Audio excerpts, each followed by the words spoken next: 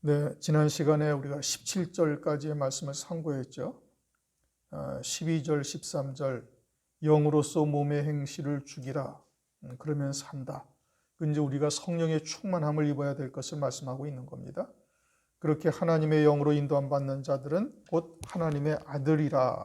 하나님의 아들이라. 하나님의 온전한 유업을 잇는 자들이 된다. 그런 의미죠. 그런데 그러한 문자적인 하나님의 말씀을 가지고 있는 자라 할지라도 종의 영에 속한 자들이 있고 양자의 영에 속한 자들이 있음을 말씀하고 있어요. 양자의 영이라는 것은 그리스도의 형상으로 우리를 길러가시는 성령을 의미하고 있는 겁니다. 그래서 그렇게 길러가심을 입게 되어지면은 후사, 하나님의 후사가 되는데, 하나님의 후사 중에서도 그리스도와 함께한 후사에까지 이르게 되어진다. 그리스도와 함께한 후사, 그것은 곧 그리스도의 영광에 참여하는 자가 되는 것을 말하고 있죠.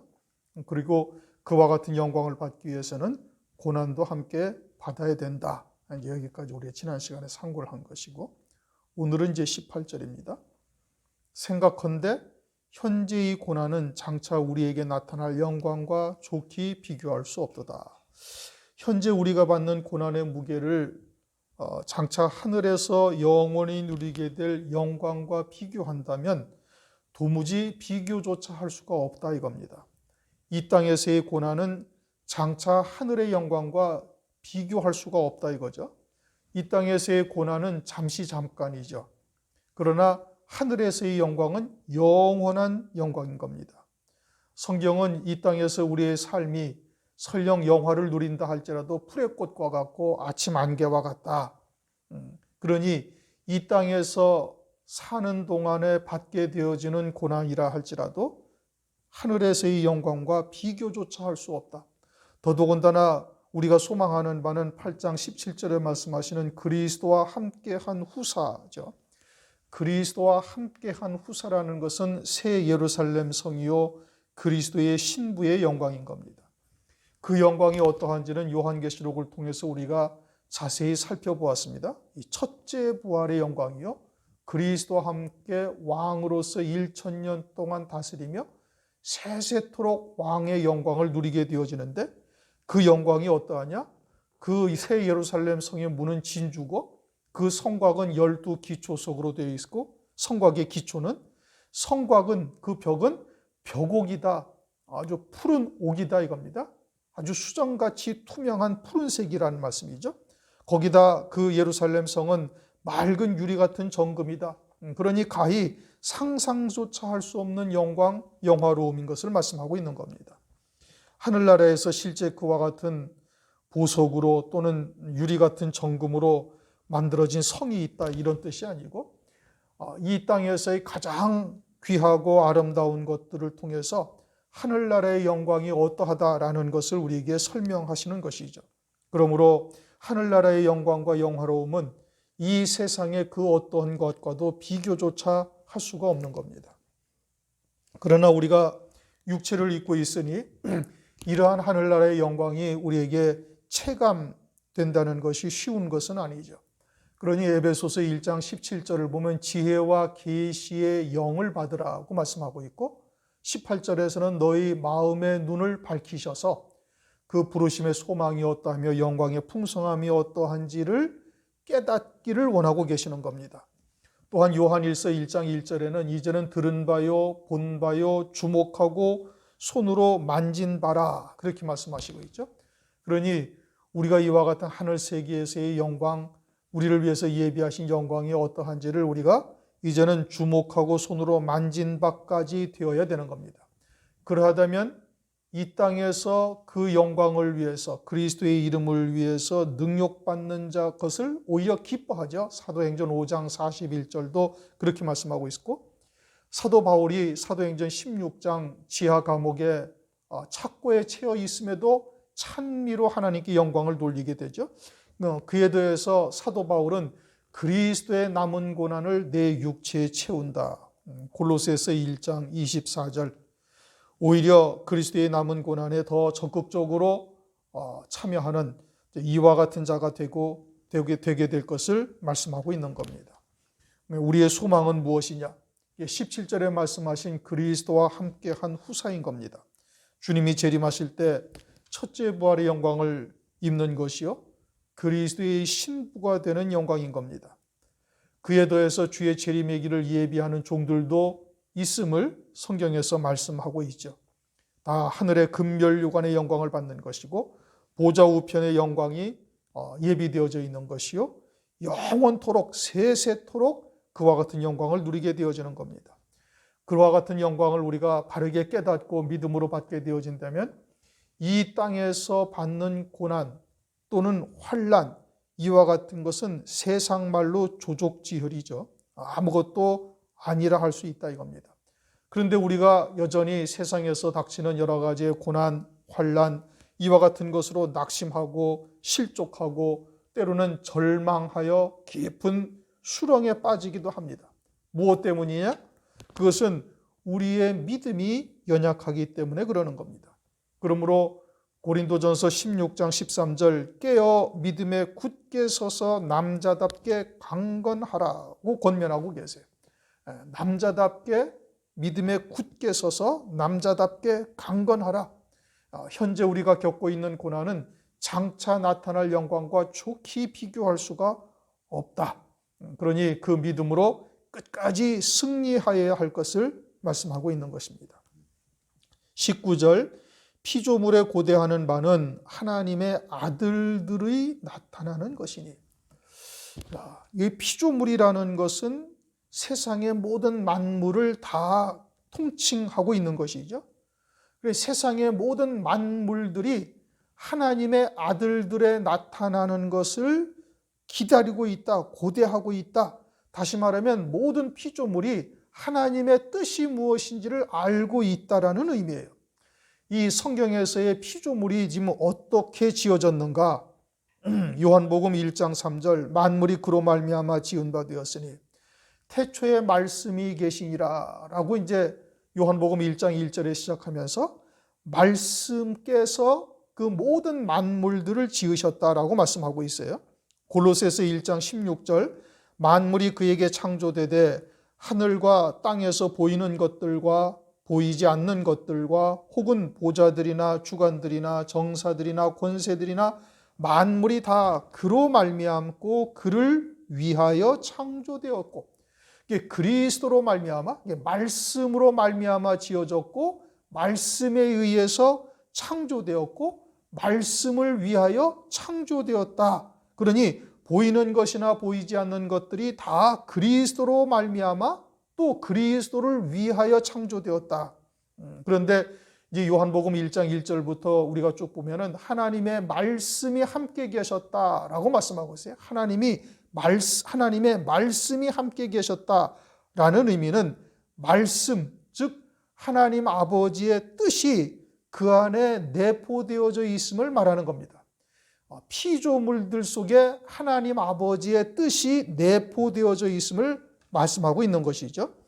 로마서 1장 20절 창세로부터 그의 보이지 아니하는 것들 곧 그의 영원하신 능력과 신성이 그 만드신 만물에 분명히 보여 알게 되나니. 하나님의 능력과 하나님의 신성, 하나님의 성품이 모든 만물을 통해서 볼 수가 있다. 하나님의 성품이 나타나고 있다.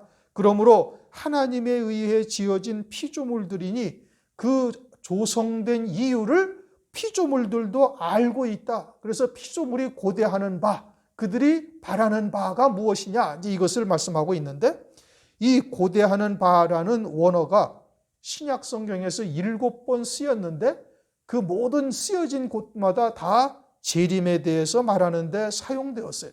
그러니 피조물에 고대하는 바가 하나님의 아들들이 나타나는 바다, 이렇게 말씀하고 있어요. 하나님의 아들이 아니라 아들들이 나타나는 것이다 라고 말씀하고 있는 겁니다. 하나님의 아들이라는 단수로 썼으면 혹 성자 하나님을 의미하는 것일 수도 있지만 그러지 아니하고 하나님의 아들들이라는 것은 그리스도와 함께 첫째 부활의 영광을 입고 아버지의 모든 유업을 다 이어받는 아들의 신앙의 선자들을 말하는 것이죠. 그리스도의 신부요 어린 양의 아내, 주님이 재림을 하실 때 그에게 붙은 자들, 희고 깨끗한 세마포를 입고 흰 말을 타고 그 뒤를 따르는 하늘의 군대들, 하나님의 군대들, 이들을 말씀하시고 있는 겁니다. 그러니 맏아들과 함께 아들이 된 성도들의 나타나는 것을 모든 피조물들도 바라고 있다, 고대하고 있다라고 말씀하고 있는 겁니다. 그러니 피조물들도 창조주가 누군지를 알고 있고 하나님의 뜻이 무엇인지를 모든 피조물들도 다 인지하고 있다라고 봐야 되는 겁니다. 20절, 피조물이 허무한데 굴복하는 것은 자기 뜻이 아니요. 허무한데 굴복한다라는 것은 썩어질 것에 종노릇하고 있다 이 뜻인 겁니다. 그것이 자기의 뜻이 아니요. 그래서 스스로 피조물들이 원하는 바가 아니다 이거예요. 피조물들이 이 마귀의 종이 되어져서 또는 마귀의 하수들에 의해서 쓰여지고 있는 것을 피조물들도 원치 아니하고 있다 이거예요. 그러나 오직 굴복해 하시는 이로 말미암음이라. 그래서 하나님께서 그것을 허용하신 것이죠. 처음에 모든 피조물들을 다스리는 권세를 하나님께서 아담에게 주셨어요. 창세기 1장 28절을 보면은 땅 위에 있는 것이나 땅 아래에 있는 것이나 물속에 있는 것이나 모든 피조물들을 아담에게 다스릴 권세를 주셨는데 아담이 마귀의 미혹의 말을 쫓아 선악과를 범함으로 죽은 자가 되고 그 육체에 거역의 씨, 원죄라는 거역의 씨가 심겨지게 되는 것이죠. 그것은 마귀의 종이 되었다라는 표적인 겁니다. 베드로후서 2장 19절, 누구든지 진 자는 이긴 자의 종이 됨이니라.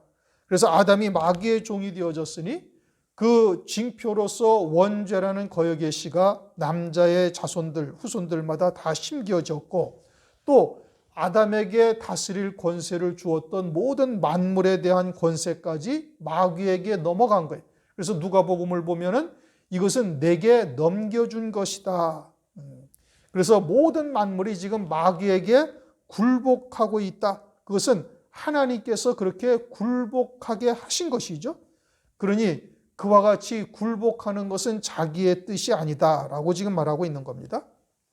21절, 그 바라는 것은 피조물도 썩어짐의 종노릇한 데서 해방되어 하나님의 자녀들의 영광의 자유에 이르는 것이다. 썩어짐의 종노릇이라는 것은 마귀에게 굴복하여 쓰임받고 있지만 그 결국은 멸망에 이르는 길에 사용되고 있음을 말씀하고 있는 겁니다. 모든 피조물도 썩어짐의 종노릇에서 해방되기를 바란다 이겁니다. 그렇게 쓰여지기를 원치 아니한다는 것이죠. 그리고 하나님의 자녀들이 영광의 자유에 이르는 데 쓰이기를 바란다 이것이죠. 하나님의 아들이 아니라 하나님의 자녀요. 자녀라는 것은 어린아이들을 의미하고 있고 그것은 남자와 여자아이를 다 통칭하는 말이죠. 그러니 그들이 아직 어린 신앙인데 그들이 아들의 영광의 자리에 이르는데 쓰임받기를 바란다 이겁니다. 자녀들의 신앙이 아들의 신앙으로 자라가는 과정에 그와 같은 영광에 이르는 데 쓰이기를 바란다 이겁니다. 그러함을 영광의 자유에 이르는 것이다 라고 말씀하고 있습니다. 영광에 이르는 길에 사용되는 것을 자유라고 말하고 있고 마귀 썩어짐의 종노릇하는 데를 굴복이라 이렇게 얘기했어요. 굴복이라는 것은 어쩔 수 없이 쫓는 것이 굴복이죠. 그러나 피조물들도 창조주께서 자신들을 만드신 뜻을 알고 있으니 하나님의 자녀들이 영광에 이르는 길에 쓰여지는 것을 기꺼이 순종하는 겁니다. 그것은 그래서 영광의 자유라고 표현하고 있는 겁니다.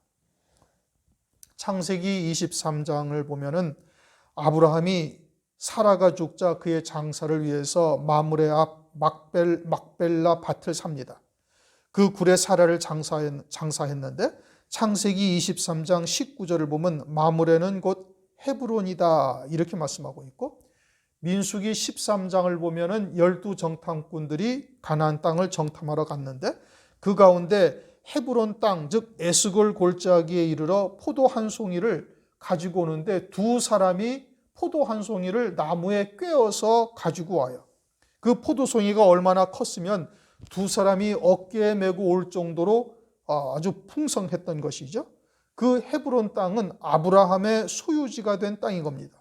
그러니 아브라함의 소유지가 된 땅에서 엄청난 열매를 맺은 것이죠. 성경의 말씀이 이것이 과장된 것이 아니고요. 실제로 이스라엘 지역의 어떤 지역에 가면은 그 포도송이가 길이가 지금도 60cm가 넘는데, 포도 한 송이가 열매를 맺어서 나오는데 그 길이가 60cm가 넘는다는 것이죠. 그러니 그 당시에는 지금보다 훨씬 더 비옥하고 자연 환경이 훨씬 더 좋았을 터이니 그때 이 가나안 땅을 정탐한 두 정탐꾼들이 두 명이 어깨에 메고 올 정도라는 것은 절대 과장된 표현이 아닌 것입니다. 그처럼 하나님의 자녀의 영광에 이르는 길에 모든 피조물들이 이처럼 쓰여지기를 원하고 있다 이 뜻입니다. 땅이나 포도나무도 그와 같은 영광의 자유에 쓰이기를 바란다는 말씀이죠. 22절, 피조물도 다 이제까지 함께 탄식하며 함께 고통하는 것을 우리가 아나니. 자, 피조물들도 하나님의 아들들의 자유, 영광에 이르는 자유에 쓰여지기를 원한다. 영광의 자유에 쓰여지기를 원한다. 그러니까 피조물들도 다 인식하고 있다는 것이죠. 그러면서 피조물들도 탄식을 한다라고 말하고 있는 겁니다. 과연 그러한가? 그것은 이제 성경을 통해서 우리가 알 수가 있죠. 창세기 18장 20절, 여호와께서 가라사대 소돔과 고모라에 대한 부르짖음이 크고 그 죄악이 심히 중하니. 소돔과 고모라 땅에서 부르짖음이 크다. 창세기 18장 20절에 그렇게 말씀하셔요. 그러면 소돔과 고모라 땅에서 누가 부르짖는가? 소돔과 고모라 사람들이 부르짖는가? 아니죠. 소돔과 고모라 사람들은 이미 화인 맞은 자들이 되어져서 죄에 대해서 전혀 무감각한 자들이 된 겁니다. 감각되지 않는 자들이죠. 그러니 소돔과 고모라 사람들이 부르짖을 일은 절대 없어요. 그러니 피조물들이 그들에게 썩어짐으로 종노릇하는 것을 탄식하며 고통하며 부르짖고 있는 것이 레위기 18장 25절, 그 땅도 더러워졌으므로 내가 그 악을 인하여 벌하고 그 땅도 스스로 그 거민을 토하여 내느니라. 가나안 땅에 대해서 말씀하신 겁니다. 그들의 죄악이 관영함으로 벌하실 뿐 아니라 그 땅도 거민을 토하여 내친다라고 말씀하고 있죠. 그처럼 피조물들도 썩어짐의 종노릇하는 데 있어서 탄식하며 고통스러워하고 있다라는 것을 말씀하고 있는 겁니다. 그렇다면 오늘날 우리들도 이러한 문제들을 심각하게 생각해 봐야 되는 것이죠. 하나님께서 내게 허락하신 모든 것을 무엇을 위해서 사용하는가? 하나님의 아들들의 영광의 자유에 이르는데 쓰여지는지, 아니면은 썩어짐의 종노릇하는 데 쓰여지는지, 그렇게 쓰여진다면 그거는 피조물들도 탄식하며 하나님께 부르짖는 것이 될 수가 있는 겁니다. 내게 주어진 시간, 내게 주어진 재능 또는 내게 주어진 재물, 그것이 우리로 하여금 하나님의 자녀들로 아들의 영광에 이르는 길에 쓰여지기를 피조물들도 바라고 있다라고 말씀하고 있는데, 만약에 내 육신의 일락을 위해서 사용한다면 소돔과 고모라에 있는 피조물들처럼 하나님을 향하여 부르짖는 일들이 또한 나타날 수가 있는 겁니다. 그러므로 우리에게 주어진 모든 것들을 우리가 어떻게 사용할 것인가를 우리가 심각하게 바라봐야 되는 것이고, 피조물들이 하나님께 탄식하며 부르짖는 역사가 나타나서는 절대 아니 되겠죠. 23절, 로마서 8장 23절입니다. 이뿐 아니라 또한 우리 곧 성령의 처음 익은 열매를 받은 우리까지도 속으로 탄식하며. 이제 이 말씀이 조금 어렵죠. 피조물들도 지금 썩어짐의 종로를 타는 것에 탄식한다. 이렇게 지금 탄식하며 부르짖는다. 이렇게 말씀을 하셨고, 이뿐 아니라 또한 우리 하나님의 자녀들입니다. 양자의 영을 받은 자들이에요. 종의 영을 받은 자들이 아니고 양자의 영, 하나님의 영으로 인도함 받고 있는 우리를 말하는 겁니다. 우리 곧 성령의 처음 익은 열매를 받은 우리까지도 속으로 탄식한다. 성령의 처음 익은 열매, 성령의 처음 익은 열매는 예수 그리스도의 부활입니다. 그리스도의 부활이 성령의 처음 익은 열매죠. 그것도 단순한 부활이 아니라 부활하시고 하나님 보좌 우편 영광 중에 앉으셨죠. 그러므로 동일하신 성령께서는 우리 안에 내주하시면서 무엇을 일하고자 하시는가? 그리스도께서 걸어가신 그 길을 우리도 다 그쪽으로, 그 생명의 길로 인도하고 계시는 거예요. 그리스도와 같은 영광에 이르도록 우리를 위해서 일하고 계시는 것이죠. 그것이 성령 하나님께서 원하시는 일이요, 또 모든 피조물들도 하나님의 아들들의 영광의 자유에 이르는 것을 원하고 있는 겁니다. 그러므로 성령의 처음 익은 열매를 받은 우리라는 의미가 뭐냐? 그것은 성령께서 우리 안에 내주하셔서 그리스도께서 걸어가신 생명의 길을 우리도 같이 걸어갈 수 있도록 우리를 인도하고 계신다, 이런 의미인 겁니다. 그런데 우리도 속으로 탄식한다라고 말씀하고 있어요. 그러면 그와 같은 성령이 우리에게 임하셔서 우리가 그처럼 탄식하였는가? 그렇지가 아니하죠.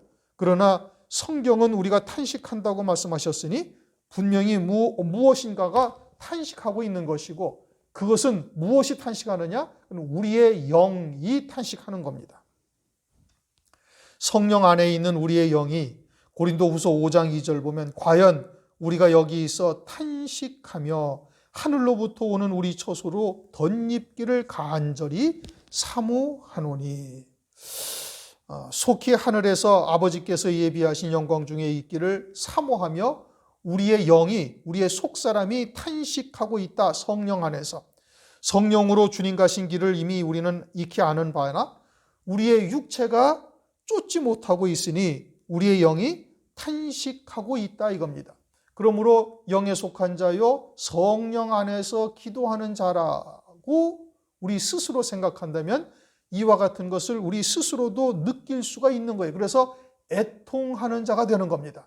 하나님께서 우리에게 보여주신 영광과 또 그에 이르는 길을 우리에게 다 말씀을 통해서 알게 하셨고, 성령으로 우리에게 그것을 체근하며 인도하고 계시는데, 우리의 육신이 연약해서 그것을 쫓고 있지 못하는 것을 바라보면서 하나님께 애통하는 자가 되는 것이죠. 그게 성령 안에서 하늘에 속한 자라면 그건 당연한 일인 겁니다. 우리의 사는 모습이 주님이 걸어가신 길과는 너무나 거리다 멀고 말씀을 통해서 깨닫고 있지만 육신이 연약해서 쫓고 있지를 못하죠. 그래서 마태복음 26장 41절 마음에는 원이로되 육신이 약하도다. 깨어있어 그와 같은 영에 속한 자로 살고 있다면 늘 우리가 육신으로 인해서 머뭇거리고 쫓지 못함을 알고 있는 것이, 그러니 그것을 위해서 하나님께 기도할 것입니다. 고린도후서 5장 4절 이 장막에 있는 우리가 짐진 것 같이 탄식하는 것은 벗고자 함이 아니요 오직 덧입고자 함이니 죽을 것이 생명에게 삼킨 바 되게 하려 함이라. 죽을 것이 생명에게 삼킨 바 될 것을 위해서 하나님 앞에 탄식하며 기도한다, 이겁니다. 누가? 이와 같이 양자의 영 안에서 그리스도와 함께한 후사가 무엇인지를 깨닫고 믿음으로 받은 자들은 마땅히 그리고 당연히 그렇게 기도하는 거예요. 하나님의 뜻이 무엇인지는 깨달았지만 육신이 연약해서 늘 쫓고 있지 못하는 자신의 모습을 바라보면서 그러면서 하나님 앞에 탄식하며 구하는 자가 되는 겁니다. 세상에 속한 미련이나 육신의 정과 욕심을 끊을 것을 위해서 기도하죠. 또 여러 가지 시험이나 불같은 믿음의 시련이 무엇을 위함인지 알고 있습니다.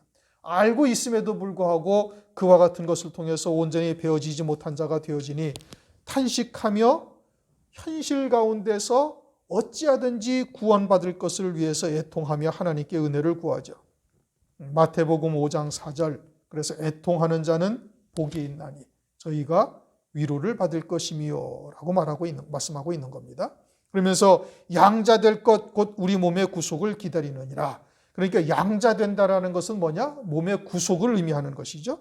이 구속이라는 의미가 속전을 치름으로 풀려났다라는 뜻인 겁니다. 그러니 그리스도께서 우리를 대속하심으로 우리도 부활의 신령한 몸을 입을 수 있다라는 것을 의미하고 있는 것이죠. 육신의 장막을 벗고 신령한 몸으로 덧입는 것입니다. 궁극적인 목적은 첫째 부활의 영광에 이르는 것이죠. 그것이 온전한 양자가 되는 겁니다. 몸의 구속을 기다리느니라. 그러므로 성령의 처음 익은 열매를 받은 성도라면 그렇게 기도하며 또 탄식하는 것이 마땅한 일인 겁니다. 속히 주의 나라에 이르러 영광 중에 이르기를 바라는 것이요, 썩을 것이 죽을 몸으로 또 하나님의 영광의 영생의 열매를 맺는 것을 덧입혀지기를 기대하고 또 기도하고 바라는 것이 되겠죠. 24절, 우리가 소망으로 구원을 얻었음에, 소망으로 구원을 얻었다. 구원을 얻었다라는 것은 의로움으로 인정받았다 이 뜻인 겁니다. 그러니 구원을 얻은 것이죠. 그럼 의로움으로 의롭다함을 받았다라는 것은 믿음으로 말미암아 의롭다함을 받는 거예요. 창세기 15장 6절을 보면 아브라함이 하나님을 믿으며 여호와를 믿으며 이것을 저에게 의로 여기셨다. 그러니까 그와 같이 의로 여기심을 받는 것은 믿음으로 구원을 받는 것이죠. 그러니 우리가 소망으로 구원을 얻었다는 것은 그 소망을 믿음으로 말미암아 의롭다함을 받은 것이요, 구원을 받았다는 것입니다. 그런데 그 소망을 믿음으로 구원받았다는 것은 히브리서 11장 1절, 믿음은 바라는 것들의 실상이요 보지 못하는 것들의 증거라. 그러니 소망을 믿음으로 받았다는 것은 하나님의 나라에 그와 같은 실상이 예비되어져 있다. 그래서 보지 못하는 것들의 증거다. 보이지 아니하는 세상에 대한 증거가 믿음으로 받은 것을 말하고 있는 겁니다. 그 소망을 믿음으로 구원을 얻었다라고 말씀하고 있는 겁니다. 그리고서는 이 말씀도 우리가 소망으로 구원을 얻었음에 이미 다 완료된 거죠. 이미 다 끝난 것처럼 말씀하고 있어요. 하늘에서는 그 뜻이 이루어진 것이죠. 여호수아서 1장 3절에도 모세에게 말한 바와 같이 네 발바닥으로 밟는 곳을 이미 다 너희에게 주었노니 이렇게 말씀하셔요. 가나안 땅에 아직 한 발자국도 들어가지도 않았는데 여호수아에게 하나님께서 말씀하시기를 네 발바닥으로 밟는 곳을 다 주었다 그렇게 말씀하시죠. 주기도문에도 말씀하시기를 뜻이 하늘에서 이룬 것 같이 땅에서도 이루어지이다. 로마서 8장 30절도 보면은 또 미리 정하신 그들을 또한 부르시고 부르신 그들을 또한 의롭다 하시고 의롭다 하신 그들을 또한 영화롭게 하셨느니라. 이미 영화롭게 하셨다고 말씀하고 있어요. 그러니 하늘에 그와 같은 영광들이 이미 다 예비되어져 있고 그와 같이 예비된 자들에게 믿음으로 받게 하셔서 그 소망 가운데 믿음으로 받는 자에게 이 땅에서 이루어 가시는 은총을 우리에게 베풀어 주시는 겁니다. 뜻이 하늘에서 이룬 것 같이 땅에서도 이루어지도록 은총을 우리에게 베풀고 계시는 겁니다. 그러므로 우리가 신앙생활을 한다는 것은 우리에게 예비하신 영광이 무엇인지를 하나님께서 말씀을 통해서 우리에게 깨닫게 하시고 믿음으로 받게 하시고 그리고 그 믿음으로 받은 자들에게 그대로 하나님께서 이루어 가시는 거예요. 그리스도 안에서 모든 하나님의 약속은 예라가 된다. 고린도후서 1장 20절 그렇게 말씀하시죠. 믿음으로 받는 자가 되어지면은 그대로 하나님께서 이루시는 하나님이신 겁니다. 그러면서 보이는 소망이 소망이 아니니 보는 것을 누가 바라리요. 우리는 그리스도 안에 새 생명으로 사는 자죠. 예수와 함께 하늘에 앉아있는 영원한 생명이 우리의 참 자아요.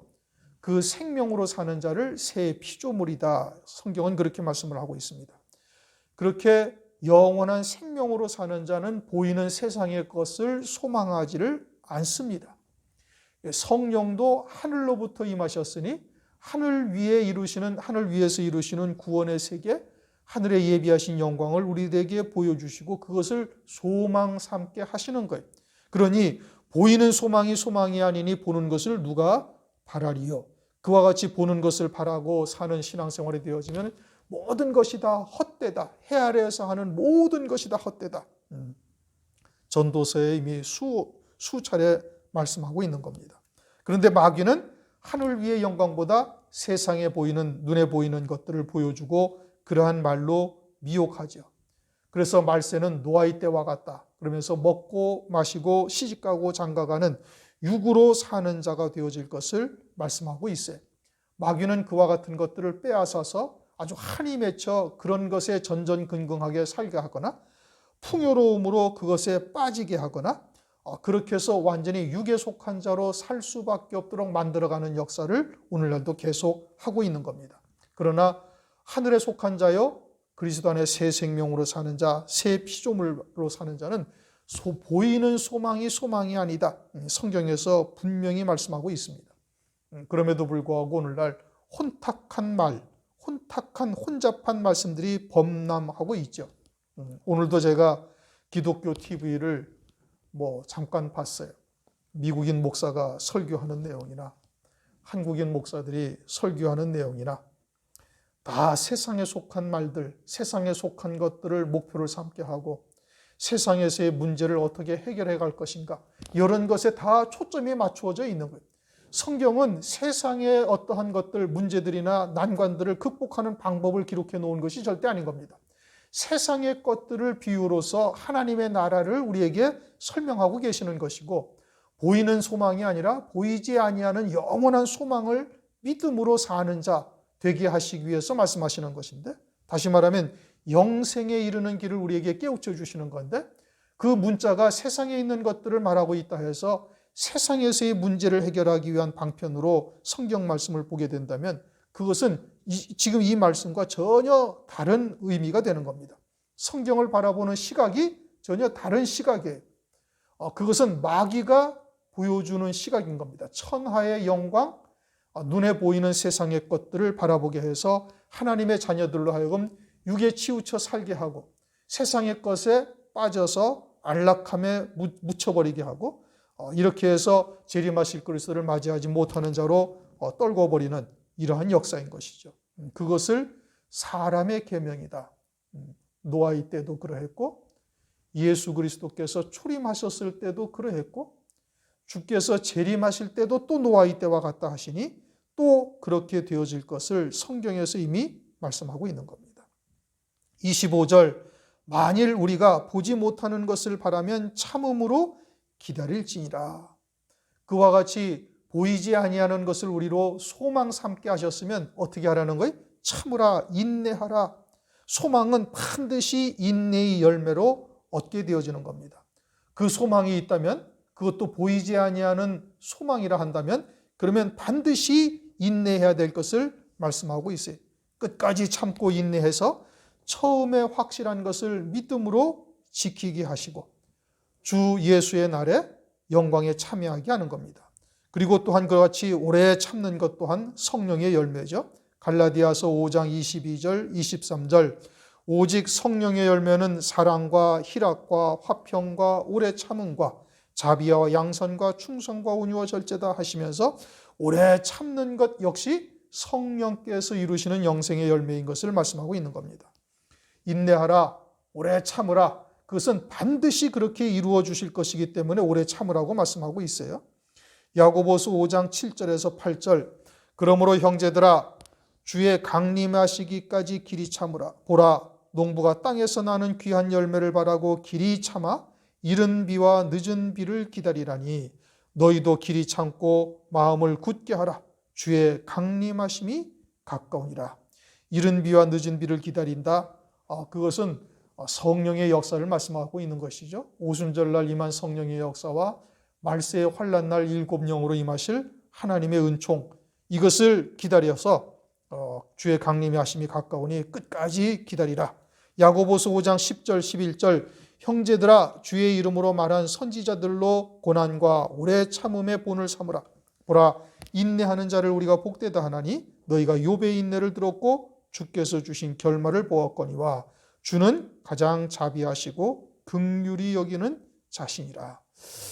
우리가 보이지 아니하는 소망을 소망 삼고 믿음으로 살고 있다면 오래 참는 인내하는 이와 같은 신앙이 되어야 할 것을 말씀하고 있는 겁니다.